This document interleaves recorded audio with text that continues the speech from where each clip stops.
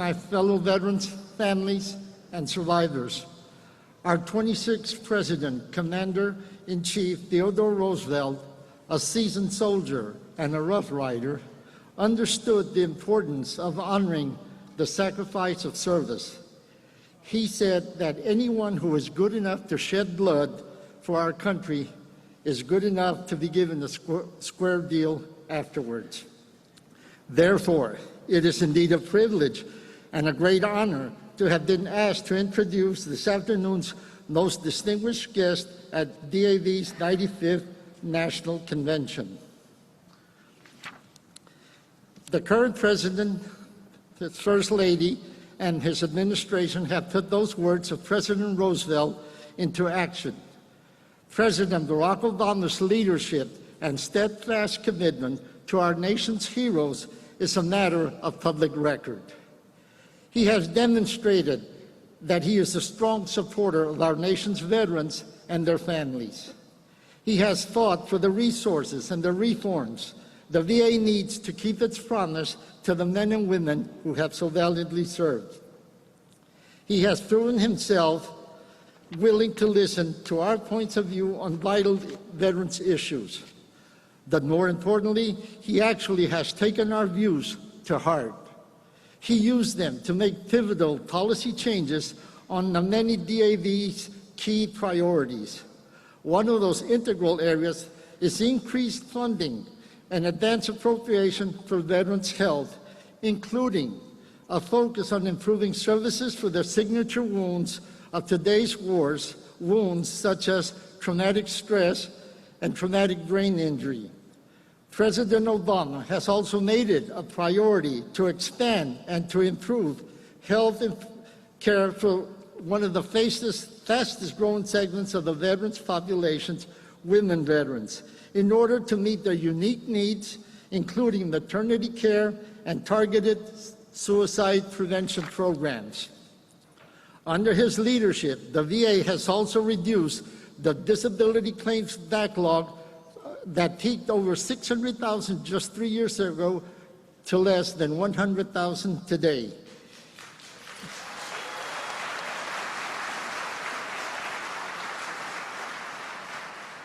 He has taken on veteran employment, signing the Vow to Hire Heroes Act, offering tax credits to businesses hiring unemployed veterans and extending vocational rehabilitation and employment benefits for disabled veterans.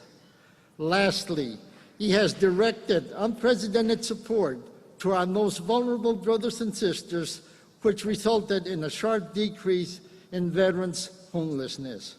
Ladies and gentlemen, it is my distinct honor to introduce our special guest and fierce ally, the 44th President of the United States, Barack Obama.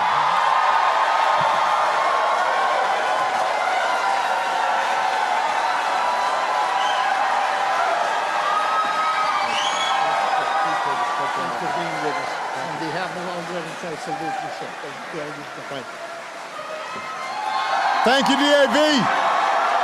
Thank you so much. Thank you. Thank you. Thank you. Please, everybody have a seat. What an honor to be with you today. Thank you. And thanks to Bobby. I'll never forget the time Bobby came to the Oval Office carrying a baseball bat. Secret Service got a little nervous, but it was a genuine Louisville Slugger. A thank you for going to bat for our veterans. And I want to thank Bobby for your devotion to our veterans, especially your fellow Vietnam vets. Thank you. Give Bobby a big round of applause.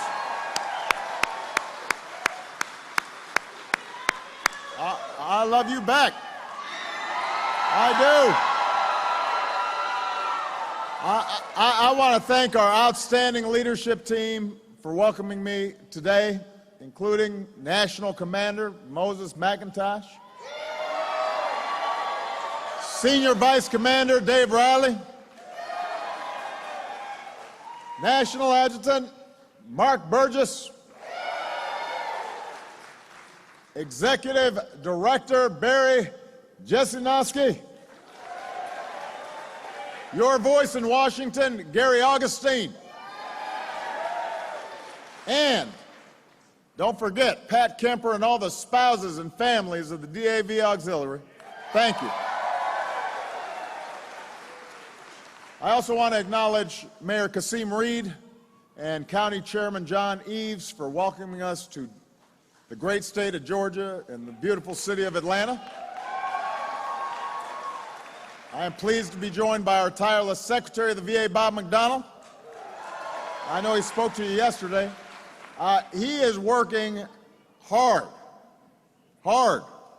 every single day to transform the VA to serve our veterans better. He still gives out his cell phone number and his email. Not many people know this, but so far he's received more than 45,000 calls, emails, and texts. And I don't know what his phone bill's looking like. I hope he has a good plan. But Bob and his team work to deal with each one of those texts or emails or phone calls he receives because every single veteran matters, and he knows that. So thank you, Bob, for the great work you're doing.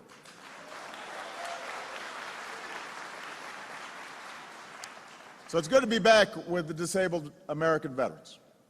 And what a journey that we've had together. It's great to be here. We worked together back when I was a senator. You were one of the first veterans organizations I called when I ran for president. I welcomed you to the White House as a partner. I came to your convention in my first term and my second, along with Michelle. And so it is fitting that my final major address to our nation's veterans as president is here at the DAV.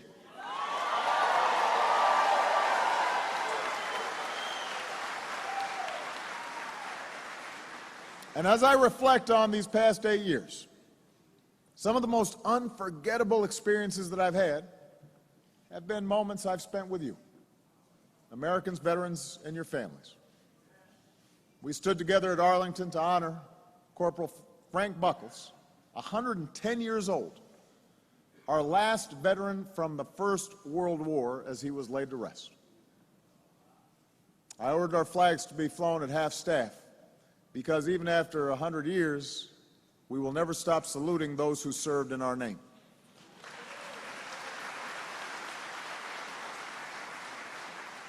We stood together at Normandy to thank an entire generation, among them my grandfather, who was in Patton's army, a generation that literally saved the world. There was Harry Kolkowitz, who returned to the beaches he helped liberate and told he could have anything he wanted, said with the humility of a soldier, "A hamburger will do just fine." I think of Luda McGrath, this past Veterans Day, just before her 108th birthday, then the oldest known female veteran of World War II, which was a reminder that women have always served to keep America strong and free.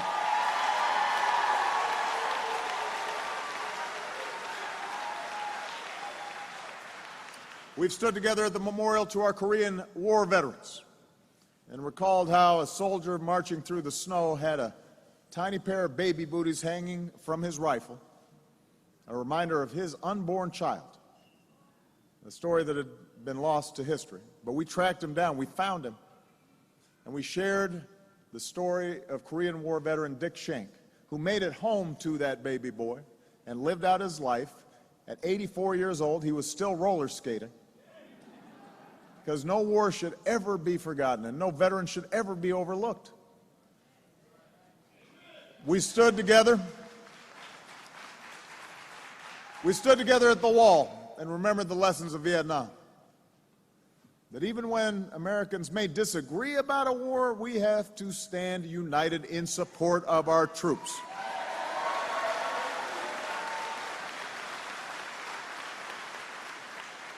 And that for mothers like Sarah Shea, who honored her missing son for more than 40 years, we will never stop working to bring home our prisoners of war and our missing in action. We leave nobody behind. No one. And we've come together to welcome our newest veterans into your ranks. From Desert Storm, the Balkans, Afghanistan, and Iraq, our proud 9/11 generation. This is a time of transition. When I came into office, we had nearly 180,000 American troops in Afghanistan and Iraq. Today, that number is less than 15,000. Most of our troops have come home. To all of you who served in Afghanistan, you can take enormous pride in the progress you helped achieve, driving al-Qaeda out of its camps, toppling the Taliban, delivering justice to Osama bin Laden, helping Afghans improve their lives. There are millions of boys and girls in school, in democratic elections, and a democratic government, training Afghan forces to take responsibility for their own security so that we are no longer engaged in a major ground war in Afghanistan. That is your legacy. And today we salute our forces serving there on a more limited mission, supporting Afghan forces, going after terrorists, because we must never allow Afghanistan to be used as a safe haven for terrorists to attack our nation again. To all of you who served in Iraq, we saw your heroism in pushing out a dictator whose brutality must be condemned, never praised, in defeating an insurgency, in giving the Iraqi people a chance. And no matter what has happened since, your valor in the deserts, in fierce urban combat, will be honored in the annals of military history. And let me say something else about this generation. As Commander-in-Chief, I'm pretty tired of some folks trash-talking America's military and troops.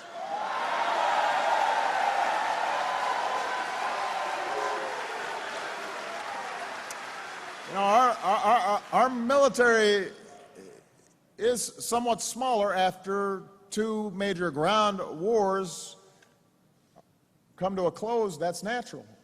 And we're going to keep him doing everything we need to do to improve readiness and modernize our forces. But let's get some facts straight. America's Army is the best trained, best equipped land force on the planet. Our Navy is the largest and most lethal in the world. The precision of and reach of our Air Force is unmatched. Our Marines are the world's only truly expeditionary force. We have the world's finest Coast Guard. We have the most capable fighting force in history, and we're going to keep it that way.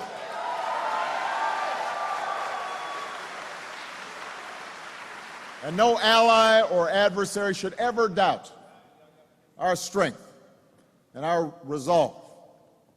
And we will keep pounding ISIL and taking out their leaders and pushing them back on the ground. And united with a global coalition, we will destroy this barbaric terrorist group.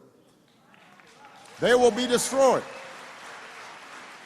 In the face of Russian aggression, we're not going to turn our back to our allies in Europe. We're going to stay united in NATO, which is the world's strongest alliance.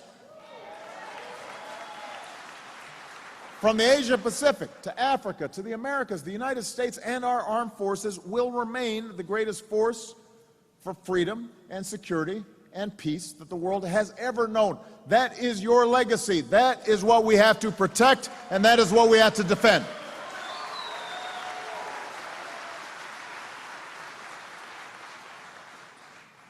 And let me say this. No one has given more for our freedom and our security than our Gold Star families.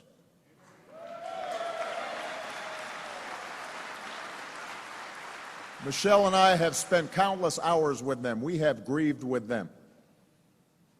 There's a reason why last week in Philadelphia, I was humbled to be introduced by Sharon Belkifer from Ohio, a Gold Star mom whose son Tom, a lieutenant colonel in the Army, gave his life in Afghanistan. I requested Sharon to introduce me.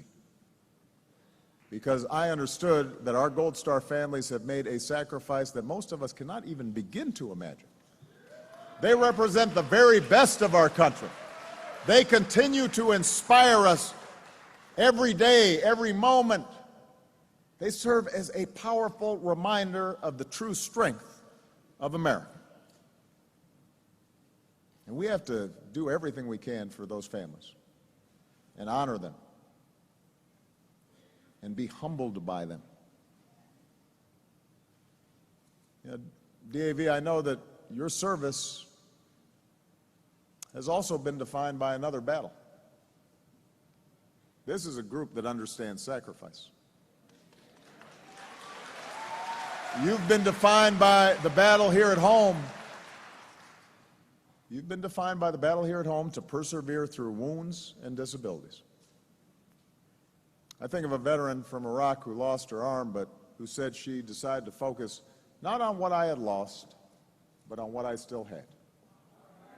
I see that same spirit in you. Maybe it was there in the hospital bed fighting for your life. You learned what it really means to have faith. Maybe it was during rehab, learning how to live without a leg, or both. You learned what it really means to persevere. About a month ago, I went to Walter Reed. I do this periodically, and was in the rehab unit watching some of these folks work out, and I decided, you might have seen this, I was doing some push-ups with them and trying to keep up with them, and I was sweating and getting all tired. They took it easy on me. But it gave me a sense of, just a small sense of what perseverance really means. Maybe it was during the night when the memories came rushing back, and you summoned the courage to reach out and get help and stay strong. And I was proud to help recognize your patriotism and resilience in the heart of our nation's capital when we dedicated the American Veterans Disabled for Life Memorial.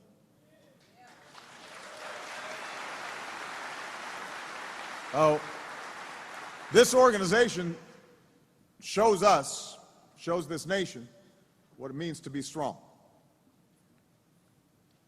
But as strong as you are, and nobody's stronger than our disabled vets, I know you didn't make this journey alone. You're here because of the love and support of your families and your caregivers and your neighbors and your communities and your fellow veterans. They were the shoulder you leaned on, who carried you when you couldn't walk, who picked you up when you stumbled,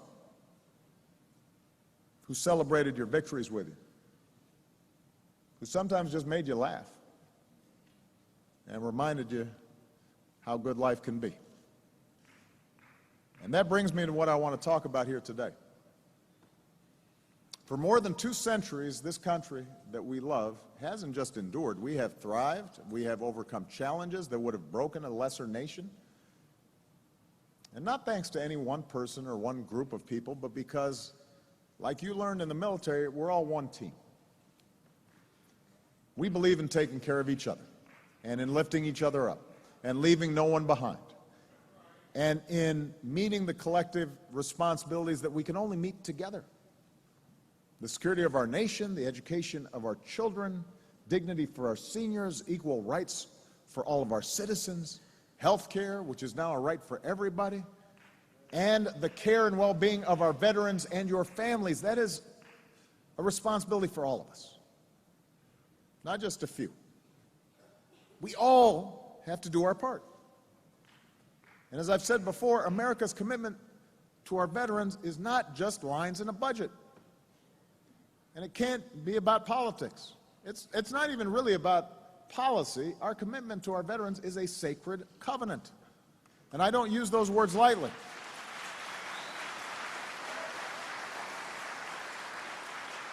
It is sacred because there is no more solemn request than to ask someone to risk their life, to be ready to give their life on our behalf. It's a covenant because both sides have responsibilities. Those who put on the uniform, you took an oath to protect and defend us. While the rest of us, the citizens you kept safe, we pledge to take care of you and your families when you come home. That's a sacred covenant.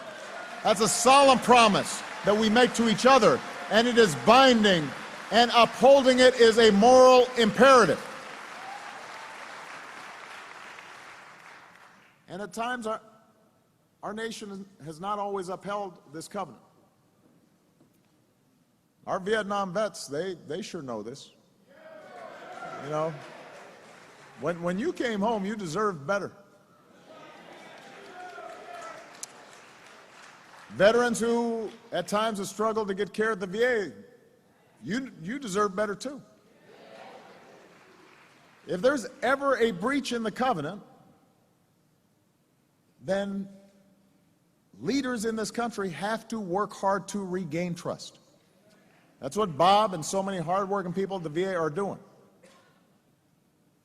But upholding this covenant has to be the work of all of us. It's not just the VA's job, it's everybody's job. Government has to deliver the care and benefits and support that you have earned.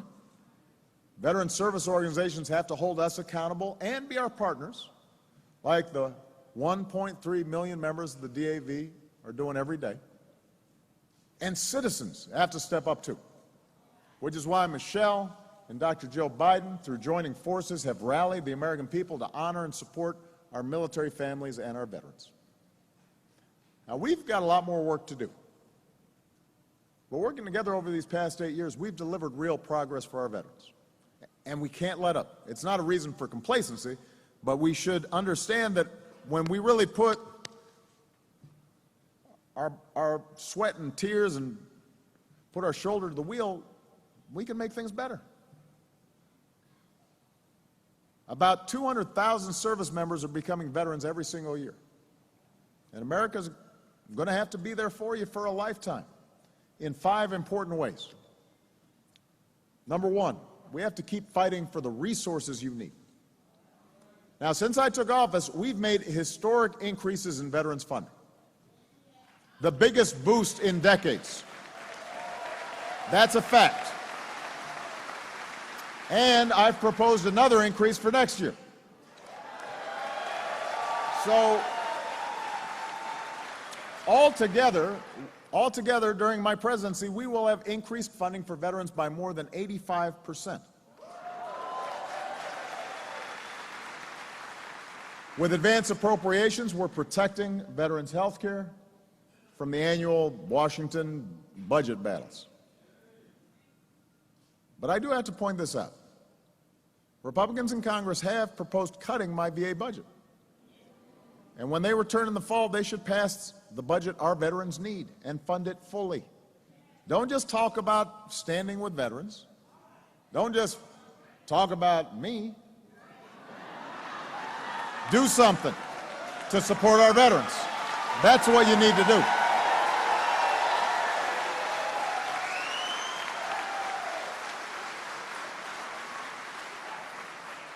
Number 2, we've got to keep fighting to deliver the health care you've been promised. Today, more of our Vietnam vets are getting your disability benefits because of your exposure to Agent Orange. That's a change that we made. So too for our Desert Storm veterans, because the illness is tied to the Gulf War. Those are changes we made. Altogether, we've made VA benefits available to more than 2 million veterans who didn't have them before. Sometimes, let's face it, sometimes folks don't know that, but it's a fact. And I have to say, thanks to the Affordable Care Act, Obamacare, veterans not covered by the VA now have access to quality, affordable health care. And insurance companies can't discriminate against you because of pre-existing conditions like post-traumatic stress. And more veterans are gaining access to health insurance. So we need to keep making it easier to access care. That's why we recruited some of the best talent from Silicon Valley in the private sector. And in one of their very first innovations, veterans can now finally apply for VA health care anytime, anywhere, from any device, including your smartphone. Simple, easy, in as little as 20 minutes. Just go to vets.gov. The days of having to wait in line at a VA office or mailing it in, those days are over. We're finally moving into the 21st century when it comes to helping our veterans. It's about time. We're reaching more veterans, including rural veterans, with telemedicine. So you can see someone at the VA without leaving your home. We now have a designated women's health provider at all VA clinics to make sure our women's veterans get the tailored care and the dignity and the respect that you deserve. And for our disabled vets, we have increased funds for prosthetics, eliminated copays if you're catastrophically disabled, made progress on concurrent receipts, so more severely disabled retirees can now receive your military retired pay and your VA disability benefits. And we're doing more than ever to make sure your devoted families and caregivers get the skills and support they need to stay strong as well. And here I want to thank veterans across our country for being part of another mission. Our Precision Medicine Initiative to revolutionize healthcare with treatments that are tailored for each patient. As of today, more than 500,000 veterans, maybe some of you, have stepped forward and donated your health and genetic data for research, which brings us halfway to our goal of 1 million veterans that are doing so. And what this does is it gives us a better understanding of genetics, which will allow us to improve treatments for things like traumatic brain injury and post-traumatic stress and diabetes and cancer. And that won't just help veterans, it will help all Americans, and it's just one more example of how our veterans keep serving our country even after they've come home.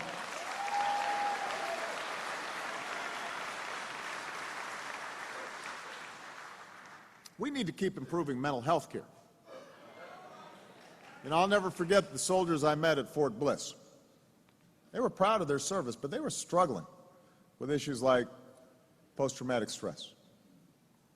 So for veterans with PTS, we made it easier for you to qualify for the VA care that you need, no matter when you served. We've increased funding for veterans' mental health care by more than 75%, billions more dollars. More awareness and outreach. Because we have to end any shame or stigma that comes with going and getting help.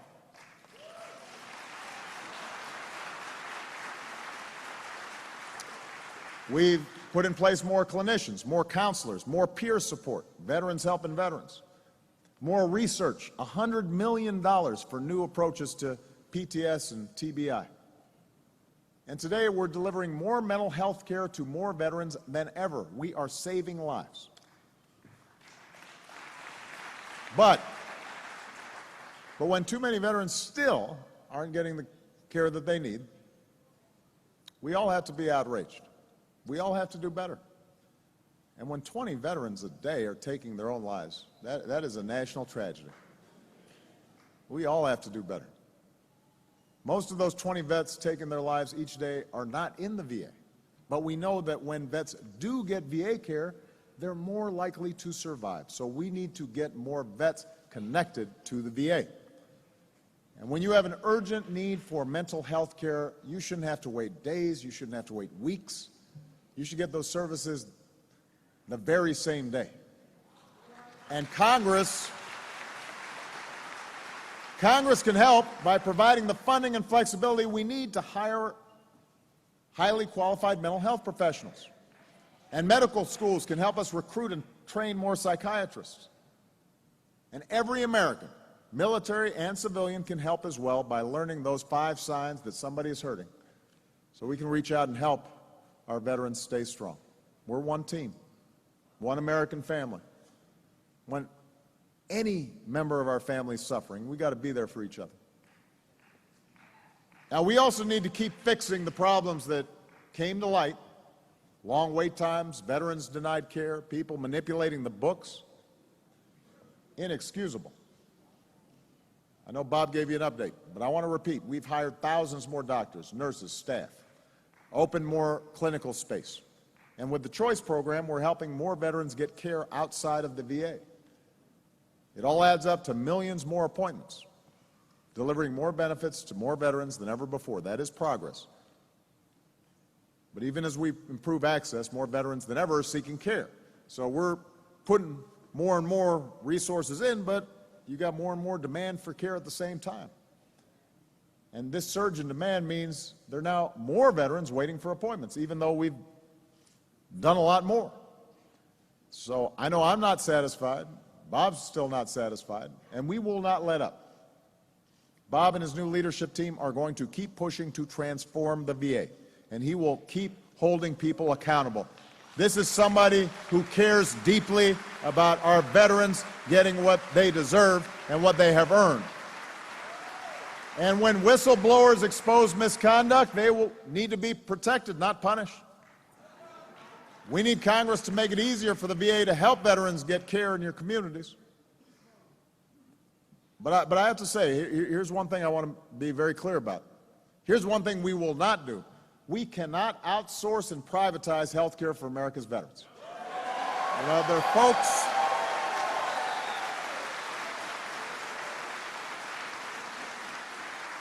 are folks who keep pushing this. They don't always come out and say the word privatize, but you read what they say, that's what they mean. And these radical proposals would begin to dismantle the VA healthcare system that millions of veterans depend on every day. And that would hurt veterans.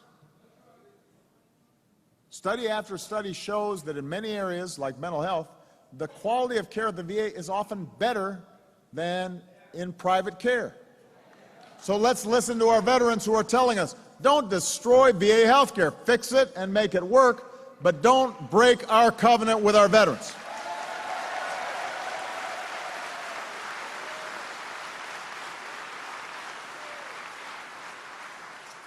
This brings me to the third area where we have to stay focused.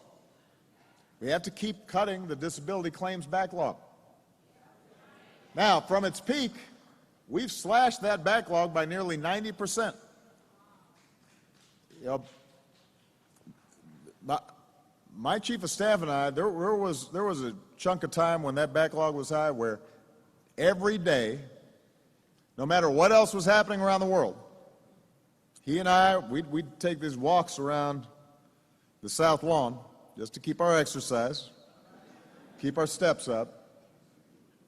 And every day we talked about how are we going to get that backlog down. And each week we'd look and see what kind of progress we're making. That's how we reduced it by 90%. The backlog is now lower than when I came into office, even though there are a lot more people who are eligible for claims. And claims decisions are more accurate the first time. And on both these fronts, we're keeping at it.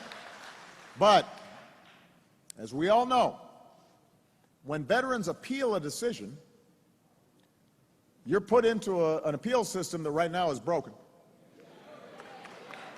And you shouldn't have to fight for years to get a straight answer. We've proposed major reforms, and I want to thank the DAV and all the other veterans groups for raising your voice on this. We've got to keep up the pressure. Congress needs to pass comprehensive reform of the claims appeals process, because if we don't fix the appeals process, even when we get the backlog down on the original claim, too many folks are waiting on the back end. We've got to fix it, and we can. But we're going to have to push Congress. And I don't know if you've noticed, that's hard.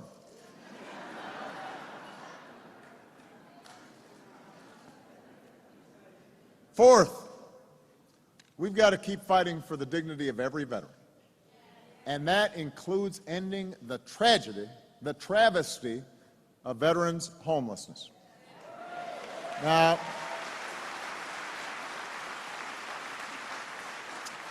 this is something that within my administration we said this is all hands on deck across government. Everybody's got to be involved in this.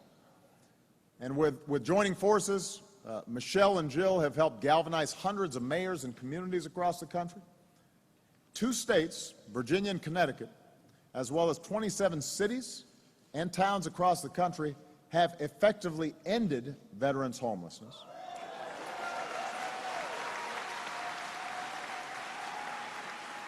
So today, I can announce that nationally, we have now reduced the number of homeless veterans by 47%, nearly half.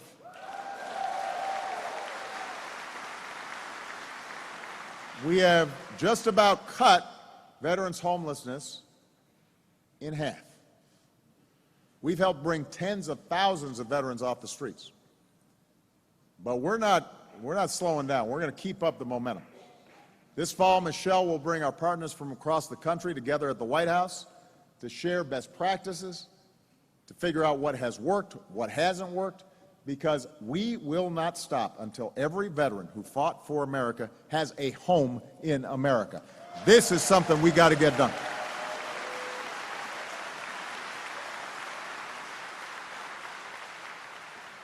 And finally, we've got to keep fighting to give our troops and veterans and your families every opportunity to live the American dream that you helped defend. With our overhaul of the Transition Assistance Program, hundreds of thousands of departing service members and their spouses have received training to plan their next career and find a job or start a business. We expanded the post-9/11 GI Bill to reservists and National Guard members and families, including Gold Star spouses and children. And then we expanded it to vocational training and apprenticeships. We've empowered veterans with new tools to find the schools that are right for you or to get the support you need to succeed on campus, to make sure you don't get ripped off, to cap your student loans, to make sure you and your families get in-state tuition, which is true now in all 50 states. And so far, we have helped more than 1.6 million veterans and their families realize their dream of an education. An investment in you and America that will keep us strong and keep paying off for generations to come. So we're doing more to help you find jobs worthy of your incredible talents. Because if you could lead a team and run logistics and manage a budget or save a life in a war zone, you sure as heck can do it right back here at home.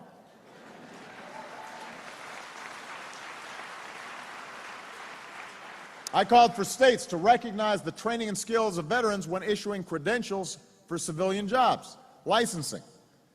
Now all 50 states do it. Before, less than half the states made it easy for military spouses to get credentials and licenses. Today, all 50 states do it. Starting this fall, we'll close loopholes to protect our troops and military families from predatory payday lenders. So today, all across America, more veterans are at work, on the job, beginning the next chapter of your service to our country. Veterans who are physicians and nurses have been hired by community health centers.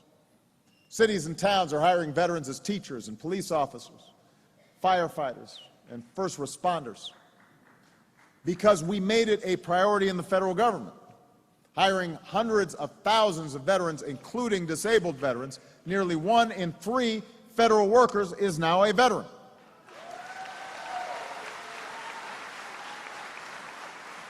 I challenged America's companies to hire veterans. And then, in case they weren't listening to me, I sicked Jill and Michelle on them through joining forces, and companies now have hired or trained more than 1.2 million veterans and military spouses. So all told, we've cut veterans' unemployment by more than half, down to 4.2%, which is actually lower than the already low national average. And it's way down for post-9/11 veterans, too.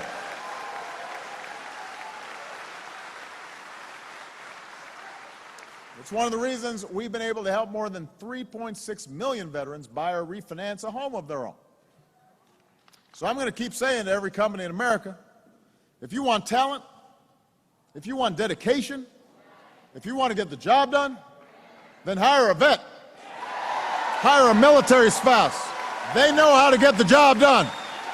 They don't fool around.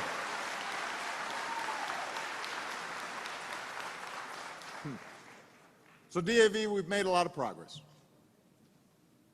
It's not always focused on, because understandably, the news a lot of time focuses on what's still not working. That's okay. That keeps us on our toes, keeps us working. But every once in a while, it's good to remember the progress we've made, because that tells us, when we focus on it, we can do right by our veterans. And as this new generation of veterans joins your ranks, we've got to keep on stepping up our game, giving veterans the resources you need, transforming the VA, delivering the health care you've earned, reducing the backlog, reforming appeals, standing up for your dignity, and helping you share in the American dream. And I know we can, because over the past 8 years, I've seen the spirit of America, and I have seen time and time and time again the strength of our veterans, the unbreakable will of our disabled vets. You teach us better than anybody that we may take a hit sometimes. We may get knocked down, but we get back up. We carry on. And when we take care of each other and uphold that sacred covenant, there's nothing we cannot do. Like that soldier I told you before, Army Ranger veteran Corey Remsburg, nearly killed in Afghanistan, who learned to talk again and walk again, and who recently stood up and walked into the Oval Office and shook my hand. We all have to keep on rising. Like Medal of Honor recipient Staff Sergeant Ty Carter, who struggled with post-traumatic stress and who's now helping others stay strong. Troops, veterans, civilians, we all have to keep on healing. Like the wounded warriors and disabled vets who are out there running and jumping and swimming and biking and climbing, including Marine Corps veteran Charlie Linville, who just became the first combat amputee to reach the top of Mount Everest. We all have to keep on striving. Like the veterans taking care of each other, including here at the DAV, Army veteran Oscar Olguin, Navy Reserve veteran Charity Edgar, Marine Corps veteran Carvin McGinnis, who says, helping veterans gives me a sense of purpose. That's something we all have to recognize. We all have to keep on serving. Like Air Force Technical Sergeant Jason Miller, who considered taking his own life, but who wrote me a letter. And after I put him in touch with Team Rubicon, went to work rebuilding communities after disasters, found a new purpose in life. Well, we all have to keep building this country we love. And like the ranks of our military and our veterans, whether they are black or white or Latino or Asian or Native American, or they are young or old, whether they are gay or straight, whatever their faith, men, women, Americans with disabilities, we have to keep on uniting as one team, as one people, as one nation. That's what you have taught us. That's what you are an example of. The disabled veterans of America know what it means to be one team. We draw inspiration from you. I am grateful for everything that you have done for this country. I am grateful for having had the opportunity to work with you. God bless you. Thank you for your service.